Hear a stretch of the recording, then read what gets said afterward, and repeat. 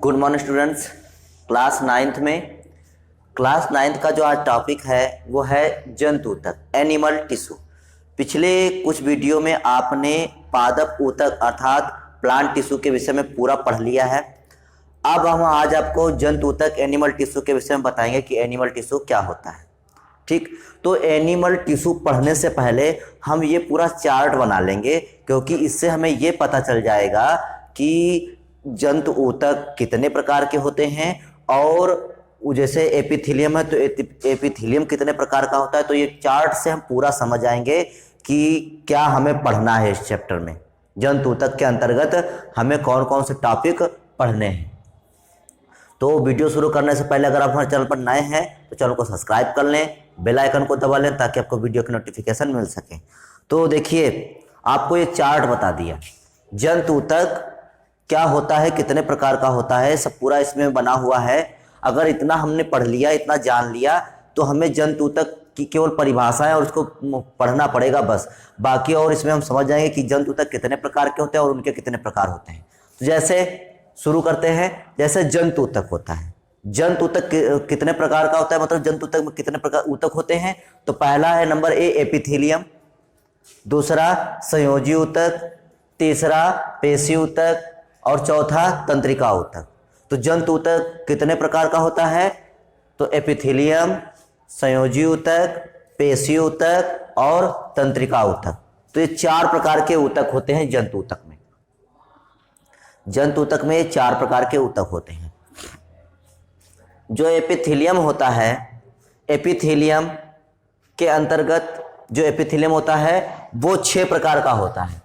Epithelium जो होता है, एपिथेलियम जो ऊतक होता है वो 6 प्रकार का होता है। नंबर 1 सरल सल्की एपिथेलियम, नंबर 2 स्तरित सल्की एपिथेलियम, नंबर 3 स्तंभाकार एपिथेलियम, नंबर 4 पश्चमाभ स्तंभाकार एपिथेलियम, नंबर 5 घनाकार एपिथेलियम, नंबर 6 ग्रंथिल एपिथेलियम। तो ये सब एपिथेलियम के प्रकार होते हैं। एपिथेलियम इतने प्रकार का होता है। हम क्रमशः step by step per day, रोज के रोज हम इनमें से प्रकार पढ़ते चलेंगे। ठीक, तो ये था एपिथेलियम ऊतक। फिर दूसरा आता है संयोजी ऊतक। संयोजी ऊतक कितने प्रकार का होता है, ये भी 6 प्रकार का होता है। संयोजी ऊतक का मतलब होता है ऐसा ऊतक जो शरीर के किन्हीं अंगों को आपस में जोड़ दे। ठीक, संयोजी मतलब होता है संयोजी ऊतक। ये सब पूरा बताएंगे, एक एक चीज बताएंगे इसके विषय में। तो संयोजी ऊतक कितने प्रकार का होता है, तो रुधिर संयोजी ऊतक। ठीक, क्योंकि जो रुधिर होता है एक तरल लिक्विड होता है। आप लोग जानते हैं रक्त कैसा होता है, हमारे शरीर में रक्त कैसा होता है, तरल होता है, लिक्विड होता है। तो रुधिर एक कैसा संयोजी ऊतक है, तरल संयोजी ऊतक है, तरल। ठीक, लिक्विड है। तो पहला आता है रुधिर संयोजी ऊतक। नंबर 2 अस्थि संयोजी ऊतक, क्योंकि हम लोगों का पूरा जो शरीर बना हुआ है वो अस्थि कंकाल का ही बना हुआ है। ठीक, उपास्थि संयोजी ऊतक, कुछ उपास्थियां भी होती हैं, सब बताएंगे उपास्थि क्या होती है। फिर अगला आता है स्नायु या कंडरा, यही बताएंगे। नंबर 5 आता है एरियोलर संयोजी ऊतक और नंबर 6 वसामय ऊतक। तो ये जितने 6 प्रकार होते हैं ये सब संयोजी ऊतक के प्रकार हैं।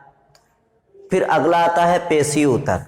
पेशी जो होती है, 3 प्रकार की पेशियां होती हैं, ऐच्छिक, अनैच्छिक और कार्डियक या हृदय पेशियां। तो ऐच्छिक को कंकाली या रेखित पेशियां भी बोलते हैं। ऐच्छिक पेशियों को क्या बोलते हैं, ऐच्छिक पेशी, कंकाली या रेखित पेशियां भी बोलते हैं।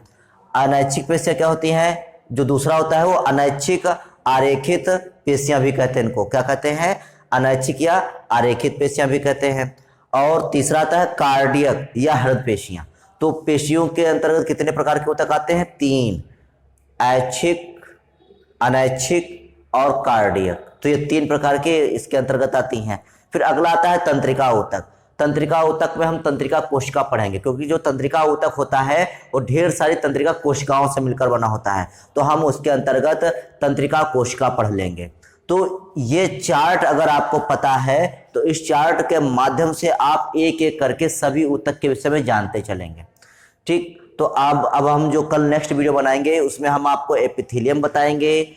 उसके बाद जितना संभव हो पाएगा कल के वीडियो में हम बताएंगे कि जैसे सरल सल्की एपिथेलियम क्या होता है, इस तरह से एपिथेलियम इस तरह सल्की एपिथेलियम क्या होता है। तो step by step per day रोज के रोज हम लोग एक एक दो दो ऊतक पढ़ते चलेंगे। तो ये चार्ट मोस्ट इंपॉर्टेंट है, चार्ट बना होगा तो आप आसानी से समझ पाएंगे कि ऊतक कितने प्रकार के होते हैं और उन ऊतकों के कितने भाग होते हैं। तो आज के लिए बस इतना ही, कल फिर मिलेंगे एक नए वीडियो के साथ, तब तक के लिए धन्यवाद।